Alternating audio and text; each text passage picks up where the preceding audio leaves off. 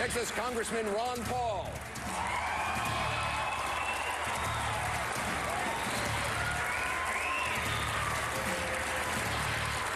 I'm Congressman Ron Paul from Texas. I'm the champion of liberty. I am the only one that has offered a balanced budget in a sincere method. And also, I present the case for a free society as being the best defense for peace and prosperity. Congressman Paul, you called his plan dangerous today. Oh, it is, because it raises revenues, and the worst part about it is it's regressive. A lot of people aren't paying any taxes, and I like that. I don't think that we should even things up by raising taxes. So it is a regressive tax, so it's very, very dangerous in that thing, and it will raise more revenues. But the gentleman asked the question, he didn't even ask what we're talking about. He asked the question, what are you going to replace the income tax with? And I say nothing. That's what we should replace it with. But I do want to make a point that spending is a tax. As soon as the government spends money, eventually it's a tax. Sometimes we put a direct tax on the people, sometimes we borrow the money, and sometimes we print the money. And then when prices go up, like today, the wholesale price index went up 7% rate. And if you look at the free market, the prices are going up 9 and 10%. So that is the tax. So spending is the tax. That is the reason I offered the program to cut $1 trillion out of the first year budget that I offered. Congressman Paul, there are some Latino voters who believe that some of these strong anti-immigration laws, anti-illegal immigration laws, are actually anti-Latino laws. What do you say to them? Well, I think some people do believe that. I think offense is symbolic of that, and I can understand why somebody might look at that. But when we approach this immigration problem, we should look at the incentives, and that are the mandates from the federal government saying that you must educate and must give them free education. You have to remove these incentives, but I don't think the answer is a fence whatsoever. But in order to attract Latino votes, I think, too long, this country has always put people in groups. They penalize people because they're in groups, and then they reward people because they're in groups. But following up on what Newt was saying, we need a healthy economy. We wouldn't be talking about this. We need to see everybody as an individual. And to me, seeing everybody as an individual means their liberties are protected as individuals, and they're treated that way, and they're never penalized that way. So if you have a free and prosperous society, all of a sudden this group mentality melts away. As long as there's no abuse, one place where there's still a lot of discrimination in this country is in our court systems, and I think the minorities come up with a shorthand in our court system. Congressman Paul, you were referenced directly, 30 seconds. Well, I would like to explain that rights don't come in bunches. Rights come as individuals. They come from a God, and they come as each individual has a right to life and liberty. But I might add about the border control and the Latino vote is we lack resources there. I think we should have more border guards on and a more orderly transition and run it much better. But where are our resources? You know, we worry more about the border between Afghanistan and Pakistan. We need to bring the guard units home and the units back here so we can have more personnel on our borders. My question for you is, do you support opening the National Nuclear Repository at Yucca Mountain? Congressman Paul, you oppose this. Yes, I've opposed this. We've had votes in the Congress. There was a time when I voted with two other individuals, the two congressmen from Nevada. And I approach it from a states' rights position. What right does 49 states have to punish one state and say, we're going to put our garbage in your state? I think that's wrong. But I think it's very serious. But quite frankly, the government shouldn't be in the business of subsidizing any form of energy, and nuclear energy, I think, is a good source of energy, but they still get subsidies. Then they assume this responsibility. Then we as politicians and the bureaucrats get involved in this, and then we get involved with which state's going to get stuck with the garbage. So I would say the more the free market handles this, and the more you deal with property rights and no subsidies to any form of energy, the easier this problem would be solved. Governor Romney, where do you stand on this?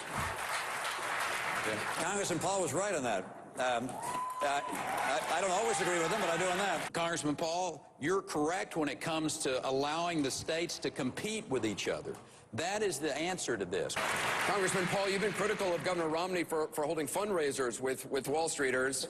Do you think he understands what the protest is about? Do you understand? Well, I think Mr. Kane has blamed the victims. There's a lot of people that are victims of this business cycle. We can't blame the victims, but we also have to point. I'd go to Washington as well as Wall Street, but I'd go over to the Federal Reserve. They create the financial bubbles, and you have to understand that. You can't solve these problems if you don't know where these bubbles come from. But then when the bailout came, and supported by both parties, you have to realize, 2008, Republicans were still in charge, so the bailouts came from both parties. Guess who they bailed out? The big corporations, the people who were ripping off the people in the derivatives market, and they said, oh, the world's going to come to an end unless we bail out all the banks. So the banks were involved, and the Federal Reserve was involved, but who got stuck? The middle class got stuck. They got stuck. They lost their jobs, and they lost their houses. If you had to give money out, you should have given it to the people who were losing their mortgages, not to the banks. Mr. Kane, do you want to respond? He referenced you, so if you want to respond, you have 30 seconds. All I want to say is that Representative Paul is partly right, but he's mixing problems here. It's more than one problem. Look, the people, the banks, and the businesses on Wall Street, yes. The way that was administered was not right. Yes, the argument is the program was okay, but it was mismanaged. But I work on the assumption that government's not very capable of managing almost anything, so you shouldn't put that much trust into government. You have to trust the marketplace, and when the government gets involved, they have to deal with fraud. And how many people have gone to jail, either in the government, Fannie Mae or Freddie Mac, that participated in this, and nobody suffers the consequences? All these investigations, and yet the people who lose their jobs and lose their houses, it's their fault, that's why they're on Wall Street, and we can't blame them. We have to blame the business cycle and the economic policies that led to this disaster. Congressman Paul, you've just proposed eliminating the Departments of Commerce, Education, Energy, Interior, Housing, and Urban Development. You say it'll save $1 trillion in 1 year. You're proposing a 15% cut to the Defense Department. Can you guarantee national security will not be hurt by that? I think it would be enhanced. I don't want to cut any defense. And you have to get it straight. There's a lot of money spent in the military budget that doesn't do any good for our defense. How does it help us to keep troops in Korea all these years? We're broke. We have to borrow this money. Why are we in Japan? Why do we subsidize Germany? And they subsidize their socialized system over there because we pay for it. We're broke. And this whole thing that this can't be on the table, I'll tell you what, this debt bubble is the thing you better really worry about, because it's imploding on us right now. It's worldwide. We are no more removed from this than the man in the moon. It's going to get much worse.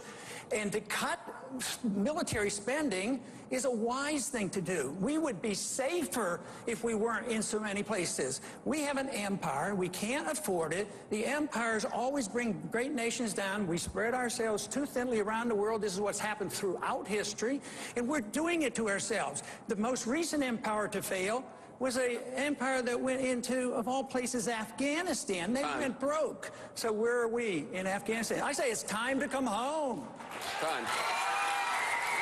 I think we're on economic suicide if we're not even willing to look at some of these overseas expenditures, 150 bases, 900 bases, 150 different countries.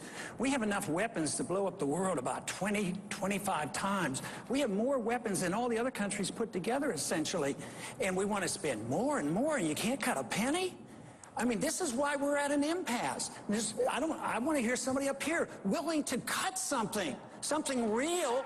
This budget is in bad shape, and the financial calamity is going to be much worse than anybody ever invading this country. Which country? Are they going to invade this country? They can't even shoot a missile at us. We have a question in the hall that gets to your question. The question in the hall on foreign aid. Yes, ma'am. The American people are suffering in our country right now. Why do we continue to send foreign aid to other countries when we need all the help we can get for ourselves? Congressman Paul. On foreign aid, that should be the easiest thing to cut. It's not authorized in the Constitution that we can take money from you and give it to particular countries around the world.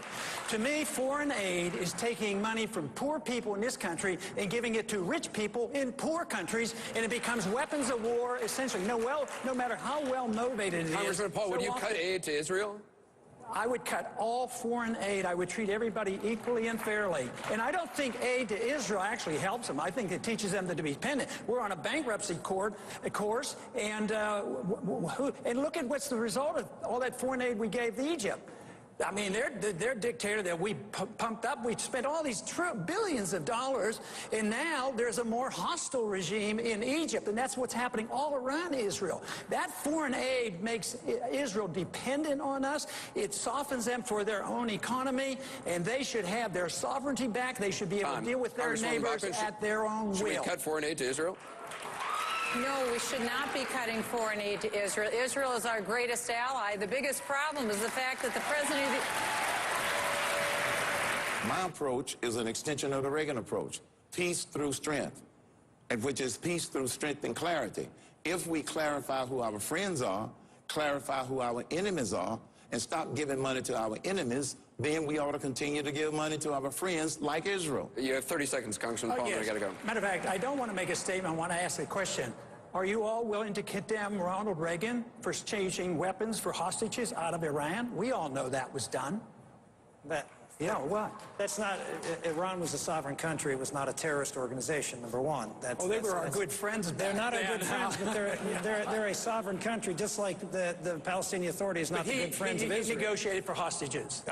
There's a role, we negotiated with hostages with the Soviet Union. Now, we've negotiated with hostages, depending on the scale, but there's a difference between releasing terrorists from Guantanamo Bay in response to a terrorist demand. They're all suspect. They're not terrorists. You haven't convicted them of anything. Then negotiating with other countries where we may have an interest, and that is certainly a proper role for the United States We to do. got to take a quick break. I want to thank all the candidates, the GOP candidates tonight. You didn't get a chance to answer that. You didn't get a chance to answer that. I had the best.